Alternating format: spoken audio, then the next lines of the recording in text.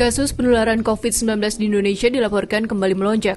Menteri Kesehatan Budi Gunadi Sadikin setelah kunjungannya di redaksi Kompas di Jakarta Jumat 4 November 2022 mengatakan terdapat 3 subvarian baru Omikron yang sudah teridentifikasi di Indonesia, yaitu subvarian BA275 yang banyak ditemukan di India, subvarian XBB dan XBB1 di Singapura, dan subvarian BQ1 yang banyak teridentifikasi di sejumlah negara di Eropa dan Amerika.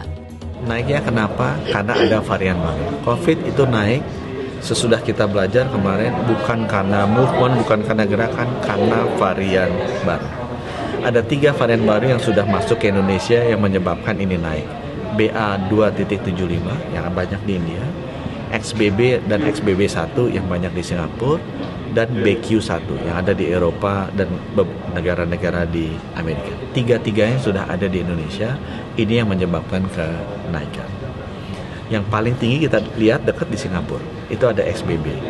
Ciri-ciri XBB apa? Dia dari sisi kecepatan naik, cepat sekali. Seperti Omikron, Pak?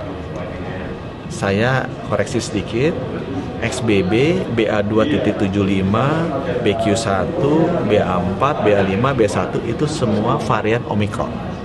Cuma ini subvarian dari Omikron, cucunya gitu ya. Jadi anaknya Omikron, kan ininya SARS-CoV-2, ayahnya. Dia punya anak kan, Alpha, Beta, Delta, Omikron. Nah dia punya cucu nih. Jadi kalau tanya ini Omikron, ini semuanya masih Omikron. Cuma cucunya Omikron. Nah, yang terjadi di Singapura kita lihat, naiknya lebih cepat. Tapi sekarang Singapura udah turun. Jadi turunnya lebih cepat.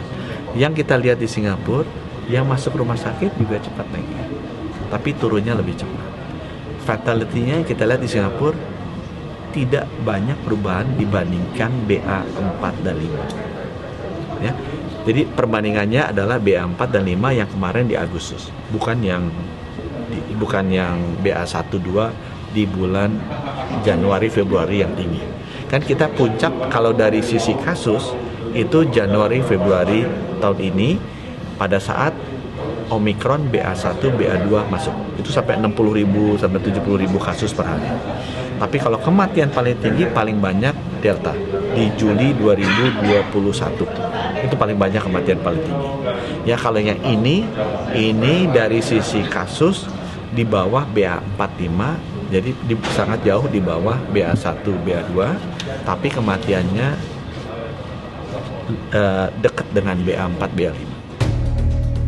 Selain menyebut soal 3 subvarian, Budi Gunadi Sadikin juga mengingatkan potensi lonjakan yang diperkirakan akan terjadi pada Desember 2022 sampai Januari 2023. Dirinya menyarankan untuk segera vaksinasi booster atau penguat bagi masyarakat. Selanjutnya, data Kementerian Kesehatan pada Jumat 4 November 2022, 5.303 orang positif COVID-19, kasus sembuh 97% dan kasus meninggal 2,4%.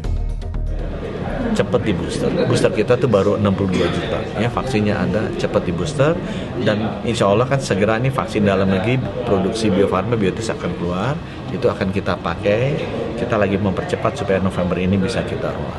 Tapi risiko masuk rumah sakit dan parah itu jauh lebih kecil kalau sudah divaksin dan booster. Jadi saya himbau cepat-cepatlah ke sana, terutama yang tua atau komorbid.